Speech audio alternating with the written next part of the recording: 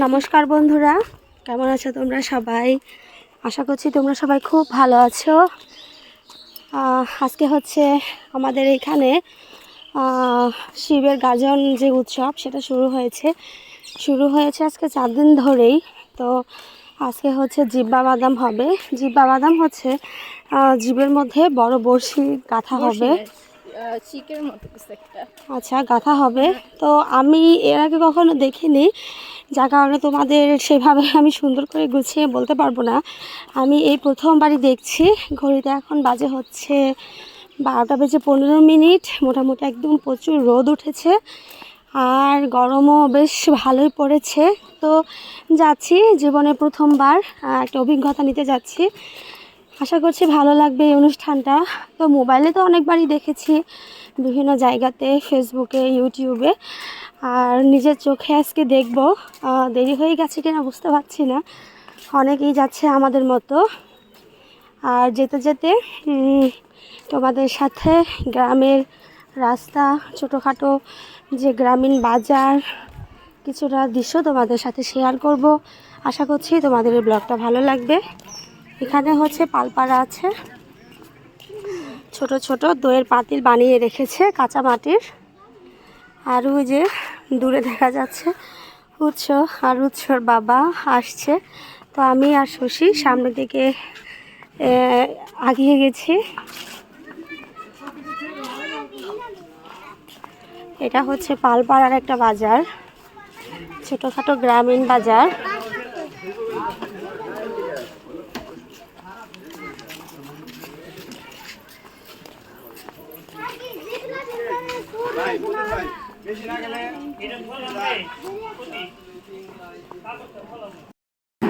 আমরা হচ্ছে মন্দিরের খুব কাছাকাছি চলে এসেছি। অনুষ্ঠান মনে হচ্ছে এখনো শুরু হয়নি, ঠিক সময় মতোই আসতে পেরেছি। আর এখানে কিন্তু ভিড়টা একটু বেশি হবে। এই গেটের কাছে দেখা যাচ্ছে অনেক লোকের ভিড়। যাই মন্দিরের কাছাকাছি গিয়ে দেখি কি অবস্থা।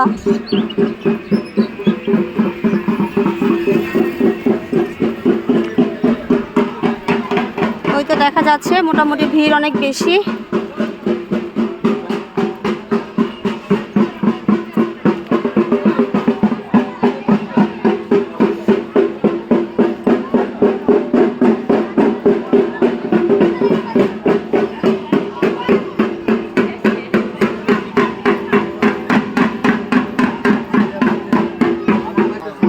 সবাই লাল পোশাক পরে এসেছে।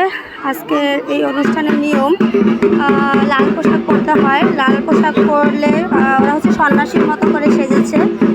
তো সবাই বেশিরভাগ জায়গাতেই দেখবে যে এই ধরনের অনুষ্ঠানগুলো সাধারণত লাল পোশাক পরেই করা হয়। অনেকক্ষণ অপেক্ষা করার পরে এখন হচ্ছে এখানে পুজোর আয়োজন শুরু করা হয়েছে। সামনেই মন্দির আছে, মন্দির থেকে পুজোর উপকরণগুলো একটা একটা করে এখানে বাইরে এনে সাজাচ্ছে। তারপরে এখানে বেশ অনেকটা সময় জুড়ে পুজো করা হবে। আর এরপরে সর্বশেষ অনুষ্ঠান, মানে বিশেষ আকর্ষণ যেটা আজকে এই অনুষ্ঠানে, যার জন্য এত লোক ভিড় করে আছে, সেটা হচ্ছে লোহার শিক জিভে ঢুকিয়ে দেবে। তো আঞ্চলিক ভাষায় এটাকে বলে জিব্বা বাদাম।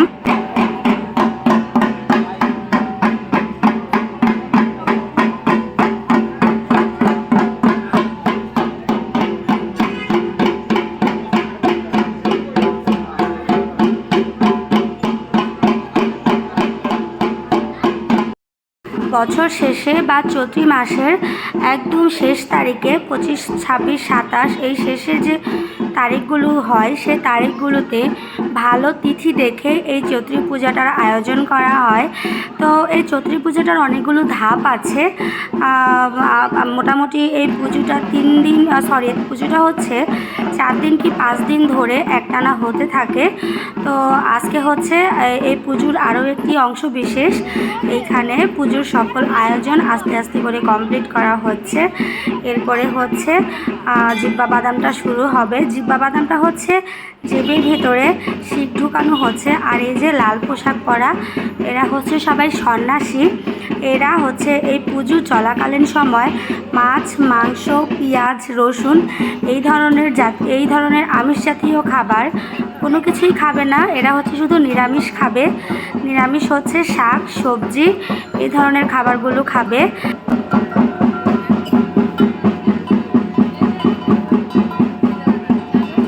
আর এরা প্রত্যেকেই লাল পোশাক যারা পরেছে প্রত্যেকেই হচ্ছে সন্ন্যাসী। খুব নিষ্ঠাভাবে পবিত্রতার সাথে এই পুজোটার আয়োজন করা হয়। তো দেখো আস্তে আস্তে ভিড় কিন্তু বাড়ছে, কারণ আজকে হচ্ছে একটা বিশেষ দিনে একটা বিশেষ পুজো। তো মোটামুটি ভিড়ও বাড়ছে আর রোদের তাপও প্রচুর। সূর্য এখন মাথার উপরে।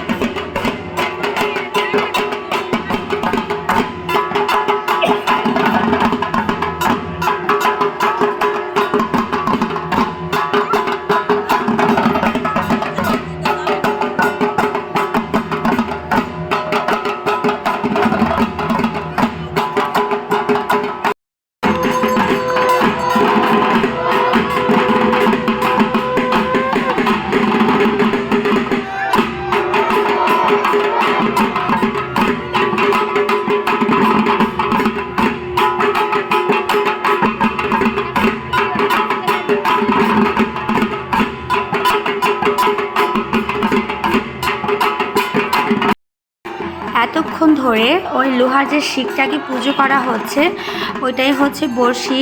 আর মাথায় লাল গামছা দেয়া, ভেজা শরীরে যে সাদা পোশাক পরা লোকটা বসে আছে সেই লোকটার জিভ দিয়ে হচ্ছে এই বড়শিটাকে আজকে ঢুকানো হবে। ভাবতেই তো কেমন ভয় লাগছে। আমার যদিও লাইফে এটা প্রথমবার দেখা, কিন্তু তারপরেও অনেক সাহস নিয়ে সামনের দিকে এগিয়ে তোমাদের সাথে ভিডিওটা করছি, তোমাদের সাথে শেয়ার করব বলে। আর হাত পা তো প্রচুর কাঁপছিল ভেবেই যে এই বড়শিটা কীভাবে জিভ দিয়ে ঢুকাবে। তো যাই হোক, আমার সাথে ব্লগটা দেখতে থাকো, আশা করছি তোমাদের এই ব্লগটা অনেক বেশি ইন্টারেস্টিং লাগবে।